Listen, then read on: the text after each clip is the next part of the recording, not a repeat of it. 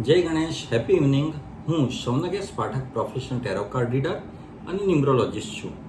જે કોઈને પણ ફાઇનાન્સ, હેલ્થ કે રિલેશનશિપ રિલેટેડ કંઈ પણ ઇશ્યુઝ હોય તો તેઓ મારો કોન્ટેક્ટ કરી શકે છે. આજે મારો આપ સૌને એક પ્રશ્ન છે કે શું આપણા મા બાપ, આપણા માતા પિતા, આપણા જન્મદાતા આપણને દુઃખી કરી શકે? અથવા તો આપણે દુઃખમાં હોઈએ તો શું એ લોકો ખુશીમાં અને આનંદમાં રહી શકે? જેમણે આપણને આ જીવન આપ્યું છે તેઓ ક્યારેય પણ આપણને દુઃખી જોઈને આમ ખુશ થાય ખરા? મને ખબર છે આપ સૌનો જવાબ છે ના.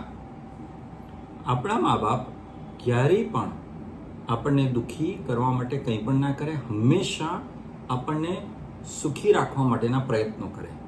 અને ઇવન એટલે સુધી કે બાળકના જન્મ પહેલાં માતા પિતા તેના લાલન પાલન, તેના ઉછેર માટે, તેના ભણતર માટે બધી જ વ્યવસ્થા કરી રાખે. અને મા બાપ એ પણ ધ્યાન રાખે કે ભાઈ પોતાના જીવનમાં જે તકલીફો પડી તે તેમના બાળકોને તકલીફ પડે નહીં અને તેમના બાળકની લાઈફ એકદમ સ્મૂથલી ને ઇઝીલી પસાર થાય. ધેટ તે એન્શ્યોર. તો આ તો થઈ આપણા લૌકિક મા બાપની વાત કે જે આપણને આ જીવનમાં અવતરણ જેના કારણે થયું. હવે ઈશ્વર, ભગવાન જે સૌના માતા પિતા છે, આ માતા પિતા આપણે દાદા દાદીના પણ માતા પિતા છે, બરાબર? પરમ પિતા પરમેશ્વર, એ શું આપણને દુઃખી કરે? એ શું આપણને દુઃખ આપે? ક્યારેય નહીં. મને તમારો જવાબ ખબર છે, ક્યારેય નહીં, કારણ કે આપણા માતા પિતા છે. તો પછી આપણે કેમ મંદિરમાં કે કોઈ પણ દેવસ્થાનમાં જઈને હંમેશા કમ્પ્લેન કરીએ છીએ કે હે ભગવાન, તે મને આટલા દુઃખનો પહાડ કેમ આપ્યો? તું મને જ કેમ દુઃખી કરે છે? મારા દુઃખનો કંઈક અંત લાવ. એવી કમ્પ્લેન આપણે કેમ કરીએ છીએ? ઈશ્વર તો આપણા માતા પિતા છે, એ તો આપણને દુઃખી કરવા માંગતા નથી. જેમ આપણા માતા પિતા આપણને સુખી રાખવા, આનંદમાં રાખવા માંગે છે, એમ ઈશ્વર પણ પોતાના બાળકને હંમેશા સુખી રાખવા માંગે છે. તો પછી આપણે ભગવાનને, ઈશ્વરને કેમ કમ્પ્લેન કરીએ છીએ કે ભાઈ આ દુઃખ મને કેમ આપ્યું? ભગવાને તો દુઃખ આપ્યું જ નથી. તો આપણે દુઃખી કેમ છીએ? એનું મુખ્ય કારણ એ જ છે કે દરેક મનુષ્ય પ્રયત્નપૂર્વક દુઃખી થાય છે. ઈશ્વરે તો મનુષ્યના આનંદ માટે, ખુશી માટે બધી જ વ્યવસ્થા કરી રાખી છે. મનુષ્યના આ પૃથ્વી પર અવતરણ પહેલા, આ પૃથ્વી પર મનુષ્યનું અવતરણ થયું તેના અનેક હજાર વર્ષો પહેલા ઈશ્વરે ફળ, ફૂલ બધી જ વ્યવસ્થા કરી રાખી કે જેનાથી મનુષ્યનો જીવન નિર્વાહ થાય. ત્યાં સુધી કે મનુષ્યના શરીરનું જે ટેમ્પરેચર હોય એને અનુકૂળ પૃથ્વીનું પણ ટેમ્પરેચર ઈશ્વરે મેન્ટેન કર્યું.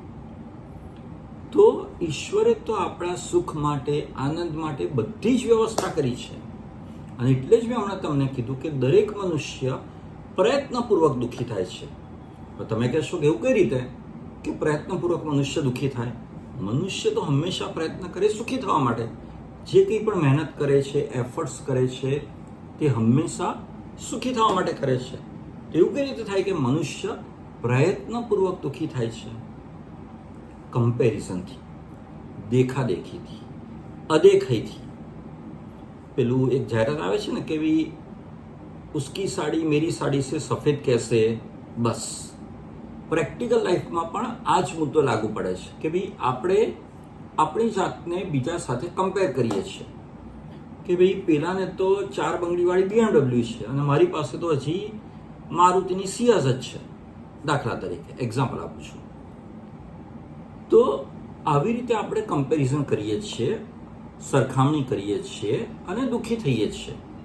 પરંતુ આપણે ક્યારેય એ નથી જોતા કે આપણો ભૂતકાળ, આપણો વર્તમાન કાળ અને આપણું ભવિષ્ય કેવું હશે. ટૂંકમાં હું જે કહેવા માંગુ છું મુદ્દો એ છે કે જો સરખામણી કરવી હોય, કમ્પેરિઝન કરવું હોય તો હંમેશા પોતે પોતાની સાથે જ કમ્પેરિઝન કરો. કારણ કે દરેક મનુષ્યની લાક્ષણિકતાઓ, લાયકાતો, એની લાઇકિંગ ડિસલાઇકિંગ, બરાબર, એની ક્ષમતા અલગ હોય. અને ઈશ્વરે પણ દરેક મનુષ્યને અલગ જ બનાવ્યું છે. તો તે અલગ જ હોય અને અલગ જ રહેવાનું છે. ક્યારેય કોઈ બે વ્યક્તિ સરખા બન્યા નથી ને બનવાના પણ નથી. તો પછી કોઈ પણ બે વ્યક્તિની પરિસ્થિતિ પણ સરખી કોઈ સંજોગોમાં હોય જ નહીં. તો પોતાની જાતને બીજા સાથે સરખાવવું અને દુઃખી થવું એ યોગ્ય નથી. કારણ કે તમે સરખામણી કરશો એટલે દુઃખી જ થવાના છો. એના કરતાં તમે તમારી પોતાની જાતને પોતાના ભૂતકાળ સાથે કમ્પેર કરો કે ભાઈ પહેલાં મારી આ પરિસ્થિતિ હતી, ચલો એનાથી ઉત્તર પ્રગતિ થઈ છે અને આગળ પણ ભવિષ્યમાં પ્રગતિ થશે જ. તો તમે દુઃખી ક્યારેય નહીં થાઓ. દુઃખી ક્યારે થશો કે જ્યારે તમે પોતાની જાતને બીજાની સાથે સરખાવશો એટલે દુઃખી થશો. એટલે જ મેં હમણાં કહ્યું કે દરેક મનુષ્ય પ્રયત્નપૂર્વક દુઃખી થાય છે. તો દુઃખી થવાનું નહીં, સુખી રહેવાનું, આનંદમાં રહેવાનું, સ્વસ્થ રહેવાનું અને મસ્ત રહેવાનું. Thank you very much.